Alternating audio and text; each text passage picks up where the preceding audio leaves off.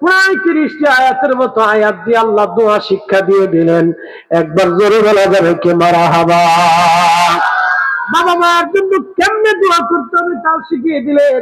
এই জন্য আল্লামা ইমাম আলুসি আল বাগদাদি হানাফি তাফসিরে রুহুল মাআনি শরীফের ভিতরে কাদা রাব্বুকা আল্লা তা'বুদু আয়াতের তাফসীর করতে যায় তিনি লিখলেন, প্রত্যেক সন্তানের জন্য আল্লাহ ওয়াজিব করে দিয়েছেন, বাধ্যতামূলক করে দিয়েছেন মরহুম বাবা মার জন্য দোয়া করা। যে সন্তান বাবা মার জন্য দোয়া করবে না, ওই সন্তান বাবা মার হক আদায় করতে পারবে না।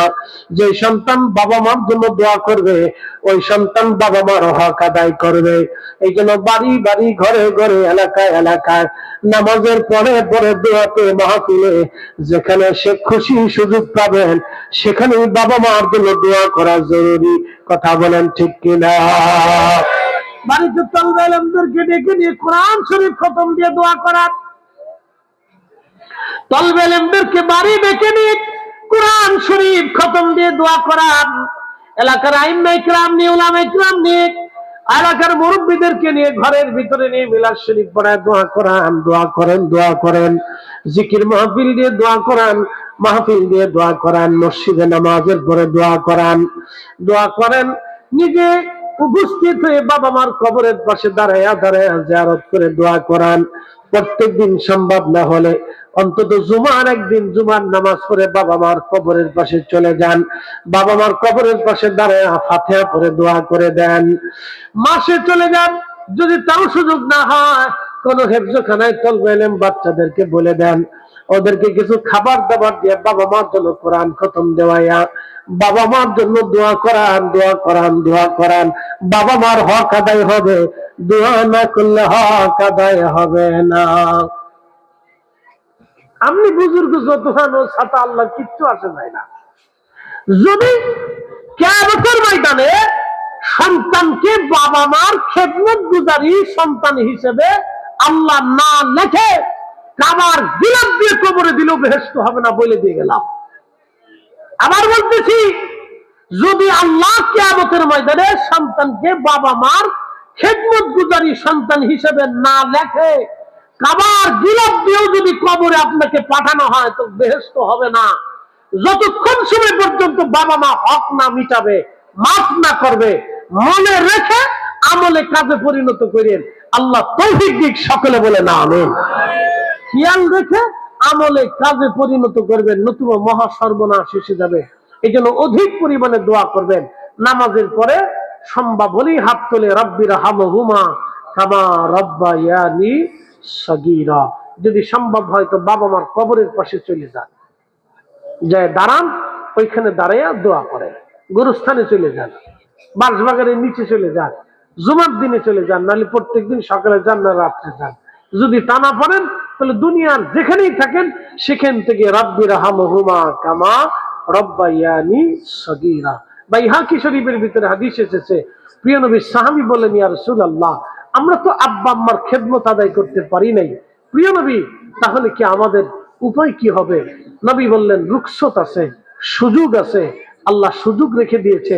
তোমার আব্বা আম্মা যদি মারা যায়, তুমি খেদমত আদায় করতে পারো নাই, তাহলে তুমি চিন্তিত হইও না, তোমার আব্বা আম্মার জন্য অধিক পরিমাণে দোয়া করতে থাকো।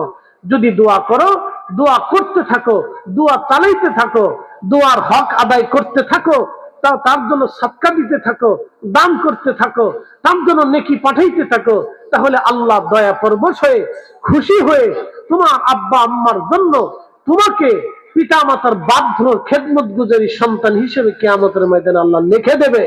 একসাথে বলবেন আল্লাহু আকবার। না হয় না আরো জোরে বলেন আল্লাহু আকবার।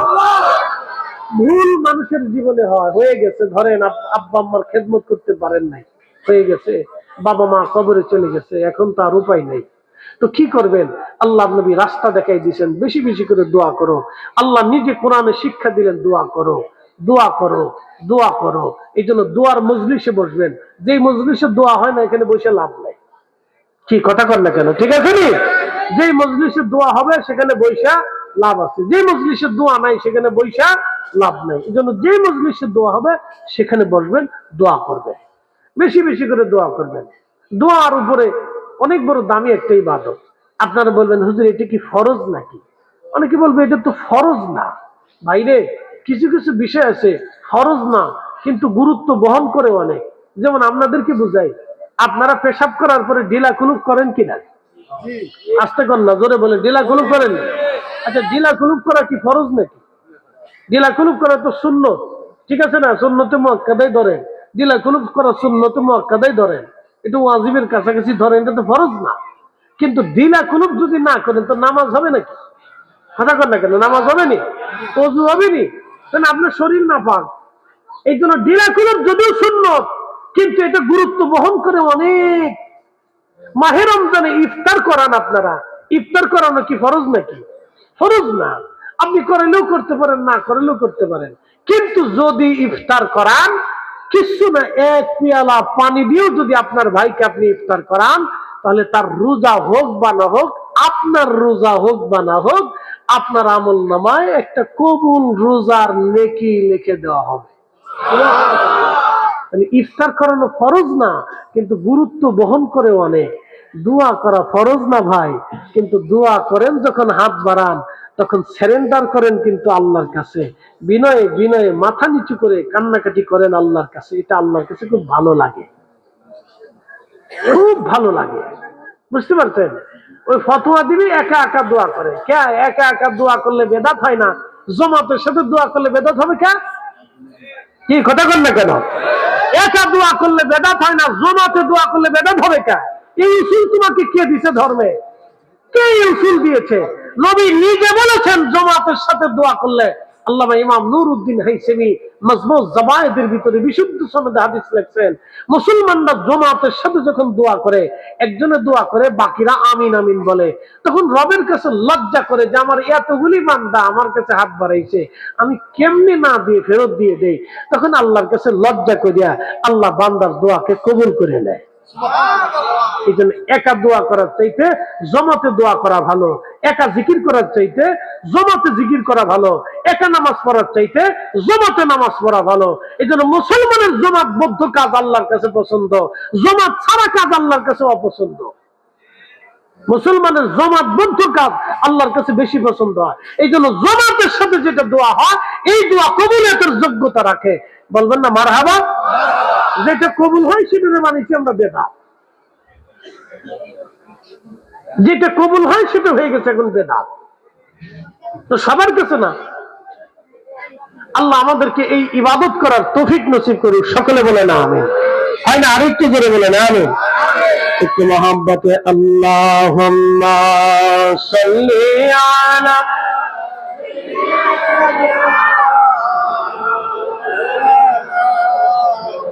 মুহাম্মাদ ওয়া আলা আলি সাইয়্যিদিনা।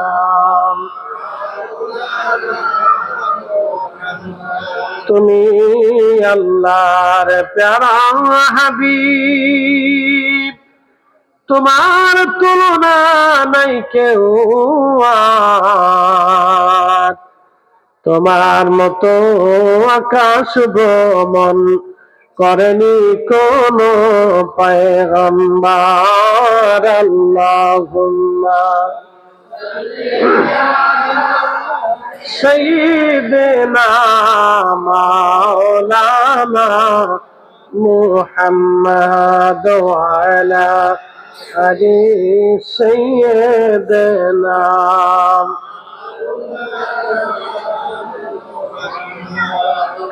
দুই বন্ধুর দোয়া রব্বুল আলামিনের দরবারে কবুল হয়ে গেল। 3 নম্বর বন্ধু হাত বাড়ায় বলল, আল্লাহ আল্লাহ আমি জীবনে কোনো নেকের কাজ করি নাই, একটা নেকের কাজ আমার জীবনে ছিল। আল্লাহ আল্লাহ আমার পাশে এক সুন্দরী মহিলা ছিল, আমার সম্পর্কে বোন হয়, আমি তাকে উত্তক্ত করতে লাগলাম, কুপ্রস্তাব দিতে লাগলাম, ফায়সা কাজের জন্য আমি তাকে প্রস্তাব দিতে লাগলাম। রব্বুল আলামিন একটা পর্যায়ে সে আমার সাথে খারাপ কাজের জন্য রাজি হলো, কিন্তু শর্ত 1000 স্বর্ণ মুদ্রা তাকে দিতে হবে। 1000 স্বর্ণ মুদ্রা বাংলাদেশে বর্তমানে মিনিমাম কয়েকশো কোটি টাকা হবে বর্তমান সময়ে। আল্লাহ আমি বহু কষ্ট করে 1000 স্বর্ণ মুদ্রা জোগাড় করলাম, তারপর ওই নারীর সাথে নিবৃতে জেনা করতে উদ্বুদ্ধ হলাম। ঠিক তখনই মেয়েটা আমাকে ডাক দিয়ে বলল, ভাই আমার, যদিও দুনিয়ার কোনো মানুষ আমাদের এই জেনা দেখতেছে না, কিন্তু আমার রব, আমার আল্লাহ আমাদের জেনা দেখতেছে। ভাইরে, তুমি আল্লাহর ভয় করে আমার থেকে তুমি জুদা হয়ে যাও, জেনা থেকে তুমি নিবৃত হয়ে যাও। ঠিক তখনই আমি ওই মহিলা থেকে জুদা হয়ে গেলাম। আল্লাহ, তোমার ভয় পেয়ে আমি সরে চলে আসলাম। আমি ওই নারীর সাথে জেনা করি নাই, 1000 স্বর্ণ মুদ্রাও আমি আর ফেরত নেই নাই। রব্বুল আলামিন, যদি এই নেক কাজটা তোমার পছন্দ হয় আল্লাহ, আমার জীবনে আর কোনো তেমন ভালো কাজ আমার হাতের মধ্যে নাই। আল্লাহ, এই ভালো কাজটাই আমি জীবনে করেছিলাম। রাব্বি, যদি তোমার পছন্দ হয় আল্লাহ, আমার গুহার সামনে থেকে পাথর তুমি সরায় দাও। আল্লাহ নবী বললেন, সাথে সাথে পাথরের 3 নাম্বার খন্ড গুহার সামনে থেকে টাচ করে সরে চলে গেল। জোরে বলা যাবে কি আল্লাহু আকবার। রব্বুল আলামিন কুরআনুল কারীমের ভিতরে আল্লাহ বললেন, ইন্নামাল মুমিনুনা আল্লাযীনা ইযা যুকিরাল্লাহু ওয়াজিলাত কুলুবুহুম ওয়া ইযা তুলিয়াত আলাইহিম আয়াতুহু যাদাতুহুম ঈমানা। রব্বুল আলামিন বললেন, নিশ্চয় তারা মুমিন, তারা মুমিন যাদের অন্তরে আল্লাহর স্মরণ আসার সাথে সাথে আল্লাহর ভয়ে অন্তরটা থরথর থরথর করে কাঁপতে থাকে। তারা মুমিন, মুমিন, মুমিন। এবং তারাই মুমিন যাদের সামনে কোরআনের আয়াত তেলাওয়াত করার সাথে সাথে তাদের ঈমান বেড়ে যায়। যাদাতুহুম ঈমানা, তাদের ঈমান বেড়ে যায়, ঈমান বেড়ে যায়, ঈমান বেড়ে যায়। একবার জোরে বলা যাবে কি মারহাবা। এই যুবক বিরাট বড় ঈমানের পরিচয় দিয়ে জিনাত থেকে নিবৃত্ত হইয়া ফিরে চলে এসে এত অর্থ দেওয়ার পরও সে জিনা করে নাই, ক্ষুধার ভয়ে সে নিবৃত্ত হয়ে গেল। আর মেয়েটাও তাকে আল্লাহর ভয় দেখালো। যখনই আল্লাহর ভয় দেখালো, ঠিক তখনই সে নিজেকে নিবৃত্ত করে ফেললো। আর তখনই আল্লাহর দরবারে এমন মঞ্জুরিয়ত হয়ে গেল যে দোয়া এমন ভাবে কবুল হয়ে গেল। শুধু কবুলই হলো না, তার গুহার সামনে থেকে পাথর পর্যন্ত সরে চলে গেল। এটার নাম দোয়ার ফসল। দোয়ার ফসল এটা, এটার নাম দোয়ার শক্তি। মুসলমানরা যদি দোয়ার শক্তি হারান, তাহলে মনে রাখবেন কালবের শক্তি নষ্ট হয়ে যাবে। এই জন্য বুজুর্গ অলিয়া উলিয়া যারা ছিলেন, তারা অধিক সময় দোয়া করাইতেন, দোয়ায় বসাইতেন। দেখবেন তাদের সবকে দোয়া আছে। প্রত্যেক ওজিফার ভিতরে দোয়া আছে। দোয়ার এমন পাওয়ার, দোয়ার এমন পাওয়ার, দোয়ার এত পাওয়ার, উহুদের ময়দানে দোয়ার পাওয়ারে আল্লাহর পক্ষ থেকে 5000 ফেরেশতা বদরে এসেছিল, বা 5000 ফেরেশতা বদরে এসেছিল। উহুদে সাহায্য এসেছিল, মুতার প্রান্তরে সাহায্য এসেছিল, খন্দকে সাহায্য এসেছিল, হুনাইনের সাহায্য এসেছিল, ফতে মক্কাতে সাহায্য এসেছিল, কাদেসিয়ার রণাঙ্গনে সাহায্য এসেছিল। ভাইজান আমার, হযরত শাহজালাল ইয়ামানি মুজাদ্দিদের যুদ্ধে সাহায্য এসেছিল। খাজা বাবা আজমিরি আনার সাগরের পানি লোটার মধ্যে ভরে দিক আর আজমির শরীফ থেকে ধুলি নিক্ষেপ করেছিলেন পানিপথের প্রান্তরে, সাহায্য এসেছিল। এই জন্য দোয়া এত পাওয়ার। মুসলমানের দোয়া যদি কবুল হয়ে যায়, তাহলে মনে রাখবেন সাগরের পানির জোয়ার ভাটায় পরিণত হয়ে যায়, আর নদীর পানিগুলি পর্যন্ত শুকায়া যায়। নদীর ভিতরে দিয়ে আল্লাহ রাস্তা বানায়া দেয়। কথা বলেন ঠিক কিনা? এই দোয়ার পাওয়ার, দোয়ার পাওয়ার। এই জন্য দোয়া, দোয়া, দোয়া। উদউনি, আমার কাছে চাও, আস্তাজিব লাকুম, আমি তোমাকে দেব, আমি তোমাকে দেব। এই জন্য দোয়া থেকে কখনো মারুম হবেন না। কেউ যদি মাহরুম